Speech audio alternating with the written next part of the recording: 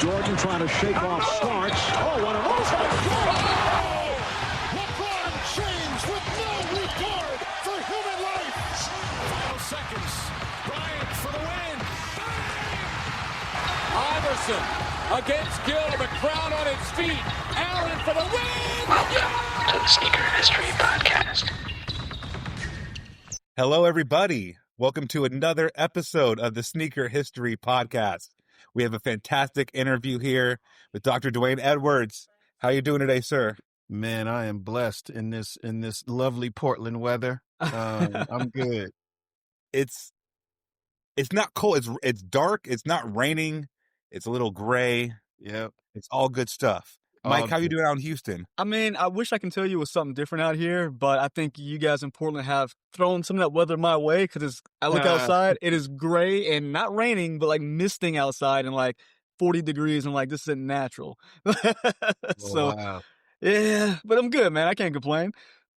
I think we can all take a second to appreciate having a love for sneakers and then having times of the year where the weather doesn't quite cooperate with different materials and designs. Right. So a lot of clunky. Well, let's just get right into it. So we have to start off episodes with a series called Rockin' and Coppin', kind of like what we have on our feet and what we're looking to kind of add to what's on our radar in the sneaker world. So I'll actually go ahead and get us started. I've been rocking these Response CLs since Adidas gifted me with them for Pride last year. In my opinion, you cannot go wrong with a white mesh shoe unless you're in Portland this time of the year. Unless you're here this time of the year. Get a plastic bag on top of those bad boys right now. You gotta wear them. You hit them with a little. I'd hit them with a little with a shoe deflector, so the little water sealant. Yeah. So hard. But a little LA Fitness parking lot. I'm not really seeing the outsides all that much, so they stayed pretty clean. Nice. And then when it comes to Coppin', what am I looking to buy? Man, I'm still really interested in those white and baby blue Anthony Edwards 2s. The AE2 was something different. I love that design language. We might be able to go into that a little bit, but the AE2 has been captivated. It's captivated my eyes, man. That's a gorgeous looking shoe. Yeah. That I can't quit looking at. Mike, how about you, man? Yeah, man. So didn't go too far today, just hit the grocery store, but like Robbie, I'm just a glutton for punishment because I broke out a white mesh shoe in the autumn winter time here. But the Evo SL, it's like my go-to. Run into the grocery store, this sucker's super comfortable, and I love the way it looks. And yeah, it's not that white anymore, but I mean, it's doing its job, so I love it. But the shoe on my radar is, I think one is going to last in the wintertime, the dirty months, the Harden 10. Like, I'm waiting for that one to come out. I love that TPU on the outside, that kind of wavy look they went to. And I'm super excited to see that one. Nice. Yeah. Nice. What about you, Dwayne? What you rocking, man? I just took them off my feet. So I took these, I started wearing these. This is the Boost, the second version. Yeah. I've been wearing these inside of my house every day since November 2020. Oh, dang. So, see, I took the cage off to make a slip on. So I just made a slip on, but these are my go-tos that I'm always in when I'm inside the home, walking around. Nobody else wears shoes in my house, but these are the only shoes that's in my house on my feet. It's a slipper now, man. It's a slipper. It's a slip on, super comfortable, man. Super comfortable. And then old school wise, I would say what I haven't been able to get my hands on is a pair of the Adidas Superstars with the metal toe.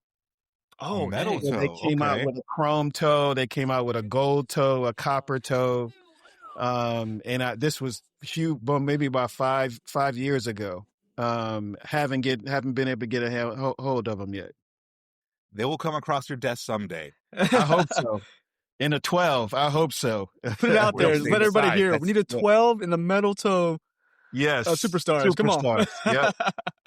But the Ultra Boost, we've spoken many times about just the longevity of comfortable footwear and how the Ultra Boost kind of, in all its variants, right? You can change the upper, you can play with the formula, but the dish that is the Ultra Boost is unbeatable in just everyday comfort, man. It might be too much for some people, but if your foot likes Boost, it's a winner. Yeah, I don't see how you can't, honestly. I remember being at the Adidas Village when they first were coming out. Mm-hmm. And I was sitting in the room, and the design team came by, and they had them. They showed them to me, and the marketing team came, and they were like, yeah, the marketing team was kind of a little bitter because they couldn't change the color of the midsole. And I'm like, why change the color? Like, that becomes the iconic feature and the iconic visual. Let it be what it is instead of trying to change it to make it look like everything else. And so this is where designers and marketers always kind of bump heads, is because we like the purity of the form follows the function, right? Instead of making it look the same, why not just let it be what it is and let that become the visual standard in design language? And so that ended up happening. Now they still found a way to make it a different color and wrap it and did some other things. So marketing did win on that one, but for a little while, design won. But sneaker is like you couldn't make aesthetics. it a color. Yeah, I like the white boost. walls on a sneaker are undefeated. Yeah, like 100%. White walls and gum outsoles. You put one or two of those together, but just the first Ultra Boost with the black and purple, man, seeing that for the first time. I know Mike loves them too. Oh yeah, dude. I mean, clearly, I still have a pair of the 1.0s floating around. I think I've gone through my fair share of Ultra Boost, like, to the ground, and I love that shoe. That's a constant in my sneaker collection. At some point, I have to have at least one pair. Oh yeah, I got multiple pairs, both here in Portland and in Detroit. Yeah. Same, I'm wearing them in the house and outside, so it's my comfortable go-to. There you go. Just saw. I don't want to go down an Ultra Boost rabbit hole, but I just saw the Adidas employee store. We were buying Christmas presents for family members, and I saw the first time seeing a Gore-Tex Ultra Boost, and I was like, it's kind of counterintuitive, but I could see the vision. The walls were still white. The midsole was still white on that topic. So, but it's waterproof. Change so many things. But that's the important part. Should not change that. So, actually, let's kind of segue into what athlete, artist, or kind of musician bridge the gap for you between sneaker design and pop culture to kind of help build this love that's now created a college and so much. And I'm old school, man. It's Jordan, man. I mean, for me, I grew up in Inglewood, California, and unfortunately, I witnessed Michael win his first chip against my Lakers. That was the last game I snuck into at the Forum, but to me, it was MJ on the design side. I wasn't a fan of MJ because he was the bull who played for the Bulls, and I'm a Laker fan. But design wise, like, the 3 is still one of my favorite shoes because it just defied basketball design, sneaker design. And even still today, you still wouldn't do some of the things that they've done on that shoe. But now it's dictated what culture kind of becomes from sneaker design. And then obviously, Spike Lee gets a hold of it, and then the musicians get a hold of it, and then the entertainers get a hold of it. Like, so to me, like, it was MJ in the whole Jordan franchise. And then, of course, I got a chance to do it for a while. So work with him for 10 years. So your design language was definitely bold while working on that line. So hearing you say that the things that they wouldn't do now on that shoe then, did that kind of influence what you wanted to do as someone who designs shoes, kind of push the envelope? Yeah, I mean, again, that's always the push-pull with designers and marketers is we are, as designers, we're conditioned to think two years or more ahead and predict the future and not afraid to be wrong or right. Okay. And so on the other side, the push-pull is on the merchandising side and the marketing side, they're more conservative and they don't want to be wrong because they'll get blamed for being wrong. Designers always get blamed for being wrong. And so what I always tell my team and even I tell my students, I said, when you do something great, it's your fault. When you do something bad, it's your fault. So accept it, because if something does amazing, you're going to have a whole team of people standing next to you taking credit for it. But when something goes bad, you're going to be all by yourself. Nobody's going to be standing next to you saying, oh, yeah, I was a part of that failure. But they're going to be a part of the success. And so I think as a designer, you just have to learn to accept both and be confident in failing just as much as you're confident in succeeding. Well, with sneakers being so, I guess, it's very subjective to a person, right?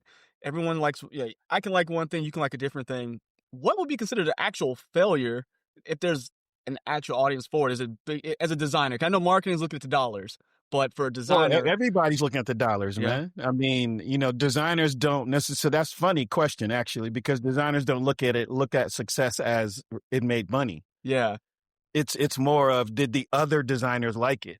yeah, Did the other designers appreciate you did something different than everybody else? Now, it may have bombed at retail, but the ability to do something that nobody else has done and make people uncomfortable, like, that's the designer's job. If it makes money, fantastic. yeah, But if it doesn't, you still kind of did your job, because there's a designer code. Like, we're all looking at each other's work and see, okay, did you really go in, or did you mail that shit in? Like, did you just do what I just told you to do, or did you actually really try to move the needle a bit, right? You do bare minimum, or like, boom, expand on the world. Absolutely. And again, that's the push pull with being a designer too, is you never see how many people have something to say about your creation and change it, but it still goes off into the world with your name on it. Yeah. But you didn't finish the whole thing. Like, it's very rarely ever your complete vision when it comes out, right? Mm-hmm. And so when it does fail, more times than not, is because you didn't push it far enough. It was too comfortable. It was too familiar, right? Yeah. And so that's really the hard part on the design side, is you never give birth to something and fully raise it and dress it and send it out to the world. Somebody else is always revising it, and you got to be comfortable with that. Yeah. Oof. That's So so I can true. tell you, the best work you probably will never ever see, because it's in the archives. See, that's where I want to go. I need to go see it. It's all the stuff. It's the original versions of product. Yeah. Versus the one that came to retail. Like, some brand should do just an original version collection of the same one that came to retail, but the original, the first prototype version of it versus the one that went to retail, completely different in most cases. That's I love that concept of, if it's good, it's on you. If it's bad, it's on you. 100%. Yeah. It's so true. But like, I don't want to keep going we can keep going to Anthony Edwards, but they started that campaign and that design language. I'm here. I'm young. I love it. Boisterous. I love it. And if that didn't work, it's on him and the design and the team. But it did work, and now it is on them, and it's now blossomed. And now there's a whole kind of like, there's an aura, as the kids would say, an aura around AE. Yeah, I think more importantly, it matched his personality. 100%. Right? It matched his personality, and then even more importantly, he's backing that shit up on the court. Like, if he was a buster, like, if he wasn't doing it, like, he'll get so much scrutiny and so much coming at him that he wouldn't be able to recover from it. But he's putting in the work. Yeah. And so it's rare when the magic of the shoe and the athlete's persona actually, and the campaign actually matches. That's very, very rare. Because you can make the tool, the shoe, but the athlete then has to go execute. 100%. And it's a beautiful thing when they both happen together. You get stuff that generations remember. 100%. Right. And I think the beauty of Anthony's, 1 and 2 is that the shoe without seeing the logo. That's what I love about it. You don't have to see a logo. You can see it from the TV watching an NBA game and know exactly what it is, as opposed to trying to figure out, hey, what is that? What brand is that? It's the AE. You know who it is. You know what it is. That's not the beauty to me of the logo of his product. It's not a Jordan focused podcast one bit, but to that same vein, you see a Jordan 19 on Carmelo's feet on TV. That design language resonates. It can be a foot away from the shoes, or it can be on TV 1,000 miles away. A striking design language will just bring you into connection with the athlete, and especially if they're putting on in the shoe too. Yeah, design language and color blocking, man. You shouldn't design around a logo. That was the difference between Jordan and Nike, was you always saw the Nike logo before you saw the shoe. Yeah. And then you saw the shoe before you saw the logo in Jordan, right? So I think even if you took a look at, I would even challenge you guys to look at your own personal history of the top 10 top 20 sneakers that you really like, you'll probably recognize the logo isn't that big on them. Oh, now I gotta go sit back and think about this because now I'm curious. It's not going to be the feature is not going to be the logo. No, so like this color blocking, right? The Harden Volume 1. I remember Lonzo Ball, UCLA, black and white, simple color blocking. Yep. Bold, and the logo, I couldn't tell you if it's on the back. I think it's on the pull tab. You can't even identify where the logo is. It's the yeah. Well, that's like a really powerful point. The D-Rose 1.5 is up there. You get the logo on the back, you barely see it on the heel. One of my favorite shoes ever. So now I'm got this mental Rolodex going. The way you got me really thinking now. Yeah. So you're not new. How do I segue into this? You have like, this is not anything. You discussing design language is nothing new. For our new listeners, though, who might not be familiar with you, you're the founder of Pensole Lewis College, Detroit. Started originally out here in Portland, but is now located in Detroit. Can you tell us a little bit more about what Pensole does, so people to connect the dots from what they were just hearing you talk about? Yeah, I'll give you the short version. So after 25 years as a designer in the industry, I decided to walk away from it and create a small academy in downtown Portland to teach kids how to design sneakers the right way. And so that's where Pensole came from. The name comes from the instrument that I've been using forever, a number 2 pencil. So I looked in the dictionary and I looked up I was trying to think of the name. What do I want to call my school? I didn't want to call it the Dwayne Edwards School. That didn't work. And so I was like, shit, I always use a number 2 pencil. So I always look up words in the dictionary to fully understand the definition of them. And so this one, I looked up the word pencil and I saw the phonetic spelling being Pensol. And I'm like, oh, like if I just add an E on that, the first 3 letters is the instrument and the last 4 letters is the industry. So that's where the name Pensole comes from. And so we're the first footwear design academy in the world that specifically was focused on sneakers. And we were downtown Portland for the first 10 years. COVID happened. We shut it down. Well, the world shut down. And then a friend of mine, actually an alumni, Pensole alumni, he told me about this historically black college in Detroit that closed. And so I went to Detroit, met with the family and acquired the college, reopened it, merged what I was doing in Portland, moved everything from Portland to Detroit, reopened an HBCU. Just focused on design. So we're the only design-focused HBCU in the country. And we're doing the same things that we've done when we were here in Portland, now in Detroit on a much bigger scale. Yeah.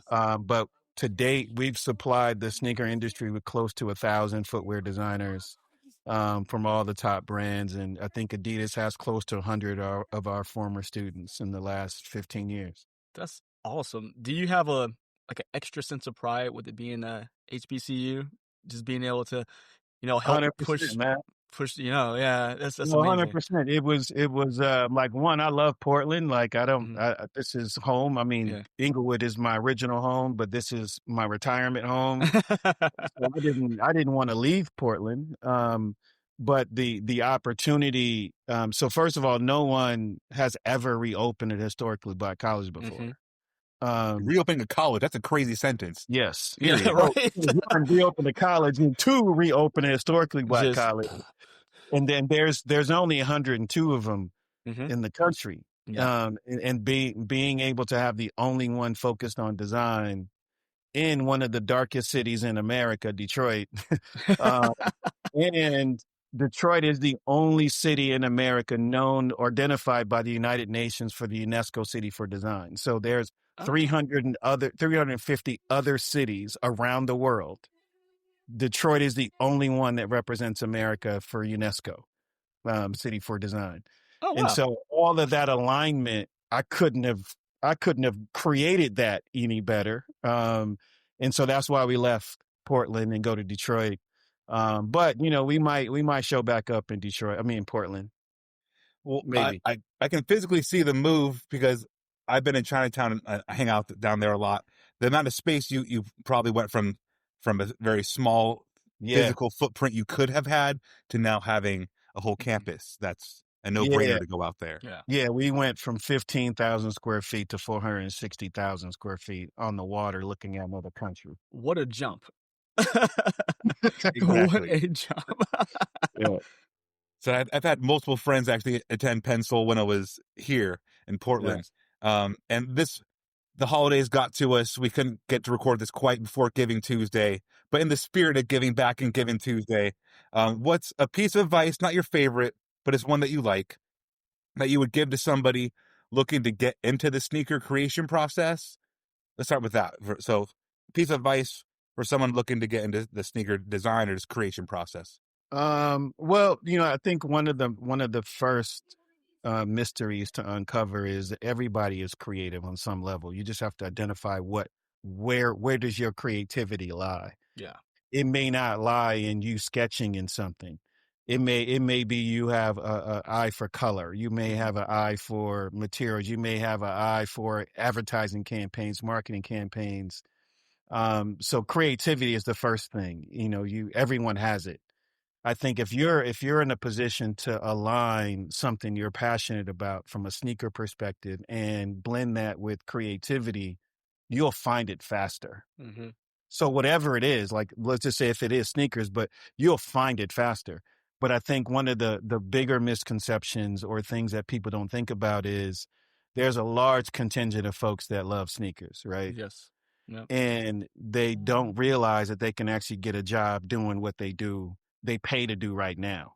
Whether that's buy critique sneakers. Oh, that'll look better if it had this color on it. Well, that's a $75,000 to plus $1,000 a year job right there. So it's identifying, okay, what part of your world of sneakers could you actually make money at, if that's the path you want to go down. But I think the first piece is identifying whatever level of creativity you have and what could you apply to the sneaker culture that elevates it and makes it better. I like that. When you make the world smaller, it's easier to navigate. So once you have an idea of what you want your lane to be, it becomes less tedious to think about, what am I going to do? Like what? Mm-hmm. That's great 100%. advice. And sometimes it's right in front of you, man. Like or right on your feet. Like you look down at it every damn day. So it is just a matter of finding it. I was blessed to find mine when I was 12. So been working out for me for a little while. So, in that same vein, what's the piece of advice you want to give somebody looking to make meaningful change within their community then, or within a community? To me, I would say this is a personal opinion. Of course. Yeah. I think you should leave any situation better than you found it. Agree. Mm-hmm. I mean, any situation. And if community is what you're passionate about, what is it about your community that you wish was different when you entered it? Mm-hmm. And then how can you make a small change first, right? Because sometimes we have big dreams and big grandiose plans. Sometimes it starts with a small thing. Like you can just paint a wall. You could paint a door. Like you could do something small.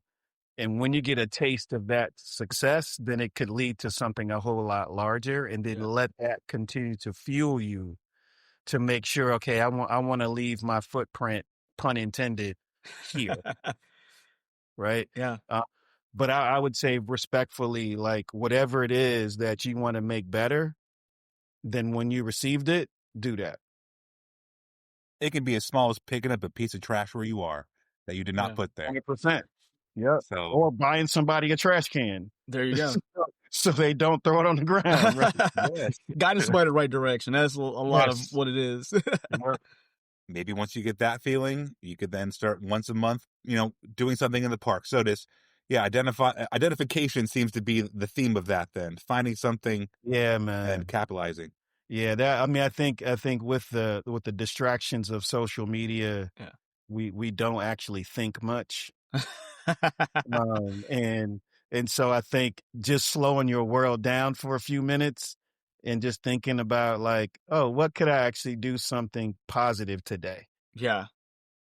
I didn't want to hate on the younger generation, but you saying you actually went or you actively use a dictionary to learn the definition of a word, That's a lost art. People do not know what that dude. means. They don't know what dictionaries are 100%. anymore. I know they don't know what dictionaries are, or even books, maybe. That's a shame. Yeah, but hey, hopefully one day they'll figure it out. We'll get there again, hopefully. We'll get there. We're here to help teach. So Yeah. you actually helped co-create what kind of brought this episode together. The Adidas Business Track. Yeah. That's an initiative from what I understand. You guys help close the gap between retailers and building the next generation of sneaker designers and people in the industry. So it sounds like in that first step really going is what Business Track helps with. Can you tell us more about that? Yeah, it's I would say one, I'm not taking the credit for that, the whole thing. Eric Armand, who was a former Pensole student in 2012, in our first Adidas class, actually, he actually then went on to get a job at Adidas and then spend 10 plus years at Adidas. Oh, wow. And so he had intricate understanding of Adidas as an organization and working in certain portions of the company. One of the things that was identified is sometimes, and I mentioned this a little earlier, people always think designers get the most shine, and that's where that's your only contribution to this industry. In reality, the people who work retail are the most valuable employees that you don't have, actually, is because they're right in front of, I'm gonna shit on the young people a little bit. For those that actually go to a store these days and actually look at a shoe and hold it and decide to buy it based on what they saw in person and holding and try on. Okay. So when you have those people are the first line of defense for your brand. Like, they see your customer every single day. Yeah. And so they have so much knowledge that they can actually contribute back to an organization that could feed the marketing and merchandising teams, that could feed the actual design teams, so they can make better predictions for what should happen moving forward. Yeah. And so being able to actually create a program within key retailers that still exist, that have physical stores that people walk into, being able to do that with key, Adidas retailers, and then highlight the staff that's already there, it actually did a few things. One, it actually showed the retailer that staff that's on site actually has way more knowledge and insights than maybe they even thought about the industry and business. And then it also gave the folks in the retail organization a chance to see more of the process before they actually see the physical product. Yeah. So being able to help them understand how product is created, it gives them even more knowledge when you actually walk into the store and you're asking them about product. But it also gives them a leg up for an opportunity for a corporate job, right? And so the business track really is the marrying of the key independent retailers that, as are disappearing nationwide, but Adidas has done a great job of feeding those key retailers and making sure they stay active, but being able to bring the corporate philosophies and processes into the stores for the reps to understand, there's a bigger opportunity for me in this sneaker game beyond just selling product or working retail. Because I could tell you some of the best marketers and merchandisers and even designers in some cases have started at retail. Yeah. Well, I think, Robbie and I both worked sneaker retail, and I think everyone was like, you always hear, if you want to get into the corporate side, start in retail. That's the best place to start. Yeah. And you mentioned social media. I feel like people have this, this desire or this misconception, I should say, that if I just get a bunch of people to follow me, I can get a corporate job at Adidas or fill in the blank.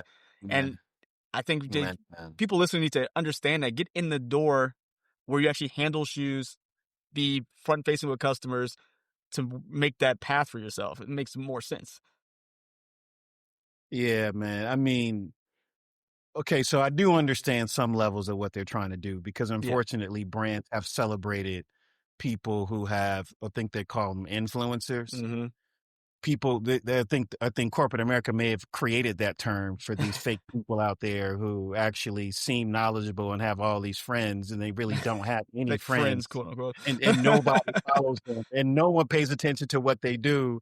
But somehow they've gained some fake community that made them important. Now, I'm not complaining about those folks or talking bad about those folks, because some of them are way richer than I'll ever be, because they figured out the hustle to make it work for them. But I think what you're seeing now, though, is a rebellion towards the fake influencer. Yeah. Mhm. Like, I think the consumer seeing through all those fake likes and fake community developments and all those things. And so I think people will start to understand authenticity lasts longer, and authenticity will get you further Most than definitely. just having a fake visual profile for everyone to see and think that you're bigger than or more important than really what you are. And doing real research. Like when Mike and I worked at a House of Hoops, I felt like the reason why I quit working retail was I felt like there was a world behind the four walls I was within selling shoes, but I didn't know how to access it. Yeah. And what the business track seems like it does is get those really talented people That's that might have exactly what it walked away does. because they're frustrated making, minimum wage, like I was with sales, Right. and they walk away. They don't understand there's an actual route through that wall. Yep. And I think the important part to what the business track does is it's not like we're coming in and just dictating to them and like, this is how it's done. No, they actually do it. So it's not like we're just telling them what should be done. We're actually showing them in real time and actually having them participate in the product creation process. That's awesome. And represent their retailer at the same time, right? So it's not like, oh, we're just coming in and doing a clinic.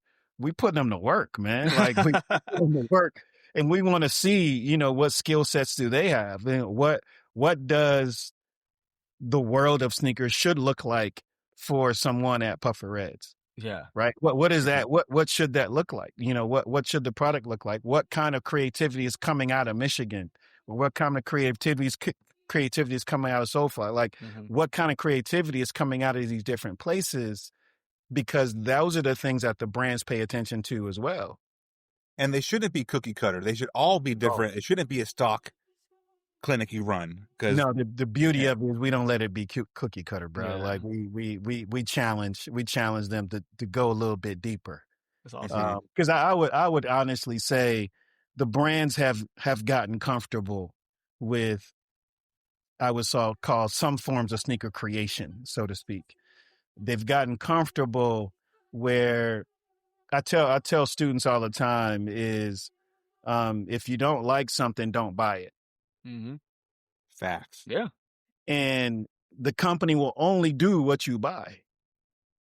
And so if you buy, I don't want to put any companies on blast, but if you buy a sneaker based off of a burger restaurant and you think that that's lame, then somebody's buying it. That means some other companies think, oh, we should do that too. So when I think the process has gotten boring and lazy, that's why doing things like the business track, having people on site physically in real time saying, nah, let's go deeper with storytelling. Let's go deeper with cultural references. Let's go deeper so we can elevate the culture versus just mailing it in. Yeah. And you now have a capsule of that with the community archive sign that's just been released. So correct me if I'm wrong, that's the visualization of that successes and those successes with Puffer Reds and Soul Plays and where you guys have been going through. So that's a really exciting memento for you to have forever now. Oh, absolutely. I mean, I'm always a big fan of capturing the content and not capturing it through the lens of celebrating what we did, but just to show the proof of what happened. Yeah. Right. Because I think that's another level of authenticity for someone to understand, oh, this shoe came about because of this. Not just because of some random, oh, I like this color purple or blue or whatever. Like, no, it came from this, and this is the reasoning behind it. But I think more importantly for Adidas, I think what's important for them the reason why I think this opportunity is really important for them to showcase is that they need to show more of what's really happening in real time. because then that gets the customer more engaged and more invested into the brand itself. And I don't think brands do enough of showing the behind the scenes of really what they're doing. Mm-hmm. If they really show what they're doing, you have no idea who you're going to inspire. You might inspire some kid in some random sneaker store in Idaho thinking like, I didn't think I had a future. I thought I was going to live in Boise the whole time. Like, just them reading or seeing it could give them inspiration and insight of hope of what's possible. If they see some other person working retail in multiple cities, like, oh, that Adidas put them on, like, this is amazing. That kid in Boise might call up Adidas and say, hey, can you come check out my small little sneaker store? Yeah. But it might be the best one in Idaho. Yep. Right. So if you can lock down the best sneaker store in Idaho, like, you good. You don't need 50 stores in Idaho. There's probably 12. But you know what I mean? Get the best one, right? Just get the best one. So I think having the ability to showcase the recorded history, it's going to inspire folks that Adidas may never even meet or never even know that they were inspired by, just seeing someone like them, an everyday person working retail, getting a chance to create their own sneaker or be a part of that process. That's mind blowing. Yeah. And you get the authentic storytelling when you have a design. Like you're celebrating the activity, and sometimes there's activities just for activity's sake, or activities just for marketing's sake. Correct. Right. So the business track design and the community archive design, it's just, again, not to put anybody else on blast, but the authenticity is just, it's unmatched, and design's going to be a great celebration of that. Well, and the fact that you get a hard copy as well. I mean, probably the most minimal part, but I think it's very impactful to have a hard copy of something to look at it, because you can really focus in. Like you said, a kid can see it and really see multiple stories instead of, oh, here's a post. Oh, look, no, something else caught my attention. It really kind of gives you something with purpose, and you can go through each of these selected stories. I think that's just an amazing way to do it, because, like you say, we talked about the dictionary. People got away from those kinds of things, and I think this can really bring some, I don't know, just some of that. I think it could. Well, hopefully, first of all, I hope I get a hard copy, because I'll showcase it in the college for kids to actually see. Like, there's these things that used to come in these binders called books and magazines that you could physically touch and open and read. Like, but you're 100% right, though. It doesn't have the same impact if it's virtual versus physical, because you could easily click on to something different. Exactly. Right. And so I do believe, like, that idea of having physical copies is an untapped opportunity that has gone away, especially in our industry. Agreed. So correct me if I'm wrong. I think all three of us within the past 5 years have had a situation where a young person has picked something up physical that we took for granted, or this was Normal Life, a magazine, a Slam magazine, for example, that we just had around on top of the toilet, growing up, wherever it might be. And they pick up that Slam magazine now, or they pick up, whatever it might be, and the infatuation, they're looking through it. What's this? What was that? Tell me more about this. Yeah. If you don't have the physical, those moments are gone. 100%, so man. Design 10 years from now could be something somebody picks up in one of our houses, right? 100%. Heck yeah, man. Thumbing through things. Oh, what's this? Tell me about it. Yeah, 100%. Because technically in the digital algorithm, it'd be gone. Oh yeah, it's long gone. I tried 24 to find hours a is out of video there. of a dad doing a magic trick for his son to show my wife. I couldn't find that video to save my life, and it was like a heartwarming, good video I wanted to find. It was out there. It's too far gone now. It was way gone. So, as we kind of wrap this episode, we've had a lot of advice and nuggets. This gentleman too, Ian Williams, Portland, the mayor. He has a saying that I love more than anything. It's your network is your net worth. So what's one good piece of advice you would like to give our listeners here as we wrap up the episode? It doesn't have to be the best ever, but what's one thing you move through life with? Knowledge is currency. Ooh. Knowledge is currency. I mean, Write that down, everybody. I think we underestimate knowledge. We underestimate learning, and the more we learn, the more valuable we become. Yes. And so the more that we don't know, the more valuable we don't have. And so I think that's the piece, especially today, kids don't understand they need to constantly learn something new every day. Yeah. I mean, just super small things. Like you just have to build knowledge. And if you find a zone you really want to go in, like learn everything about that area so you could become somewhat of an expert that increases your value for an opportunity. And it shows up from a social media perspective. And, you could tell who has real knowledge and who is just in it just because, where you remember the people who are knowledgeable. You appreciate those people. They get paid. They have value. But knowledge is underestimated as currency. Yeah. Sometimes you can be in a position and not get paid, but you'll get so much knowledge wealth that you couldn't even put a price on it. And you can turn that into money. Yep. Go ahead. Every child listening to this, I have an 11-year-old, and there's a thing now with kids. They're like, they call people tryhards for trying hard at something. I'm like, if y'all don't stop, that is the most ridiculous thing. So I'm going to bring this to their class and play it over in a loop. And Try. I've never heard that one before. Try hard. Okay. It was new to me too. I heard that recently. I was like, so you want to be a loser? That's what I was like, you don't want to try at things? What's the alternative? Not try at all? And then where do you get? That's what I'm saying. Nowhere. I was like, you live in this house, you're going to try as hard as you possibly can at everything. So 100%. Yes. 100%, man. I mean, again, I'm old school. So I'm the youngest of 6 kids. Oh, wow. And so my mom made one meal. And if I didn't like that meal, I had to learn how to cook. Yeah. There you go. Yeah, option A or B. You pick one. Yeah, like it's either or. Like you figure it out, right? And I think we saw this during COVID. Is we in trouble? Like the navigational skills of our kids going forward. Like we're in trouble. Like MacGyver was a genius. Okay, and turn something into nothing now. Yeah. Yeah, how you gonna figure out, okay, I'm gonna build something out of just what's in the garage? Right? Paper clip and a rubber band. What we got? Yes. Like, let's go. Yeah, man. Yeah. That's how many design journeys were started, though. It's just 100%. There you go. I mean, kids frequently ask, like, what software do I need to become a great designer? I tell them your brain. And a pencil. Yep. Pencil and paper, man. A candle. That's all I need to get down. Let's get it. Pencil, paper, and a candle. Electricity is overrated.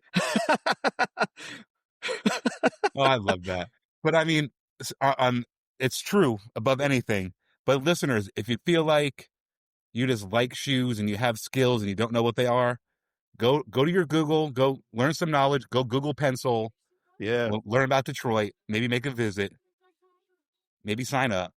But hey, tools are out there. You have to open your eyes and find them. I got this far with a piece of paper and number 2 pencil, no computer. Boom. And a typing class at one point. I'm just kidding. Yeah. We all remember typing classes. Yeah. Now it's so what's wild is technically I broke my finger playing basketball, so I couldn't even go to typing class. And then I got kicked out of art class because I didn't want to draw fruit. And then I got stuck. I got stuck in drafting class, which was completely an amazing gift, right? So you just go, like you adjust and adapt. If a door closes, walk through another one. 100%. And then when you walk through the door, take the hinges off and paint it. Yep. Yes. Use it as a table to draw on. There you go. And bring more people in with you. Like, come on, everybody. It's a door. You got plenty of room at the table. There you go. All right. Well, I think that's a fantastic place to end this episode. Lots of knowledge drops, which is what we try to do. Obviously, with the name Sneaker History, we value the history of things. So there's some gems in here. So everybody, thank you for listening. Make sure you like and subscribe to this episode. Kid you not, go Google Pensole. Go figure something out. If there's a passion within you, get it out. Find a way to. And they're a great avenue to do that. So check that out. All right. Yeah. Appreciate you guys. Yeah, appreciate you, Dwayne, man. Thanks for the time, man. Hey, y'all. Nick here. One more thing before you take off. Do us a solid and leave us a review on your favorite podcast platform. Check the links in the description to help us keep the show going. And as always, we appreciate you listening. And don't forget to tell someone you like their kicks today. You never know how far a compliment will take you. And we all know how good it feels to be on the receiving end of some appreciation. Peace.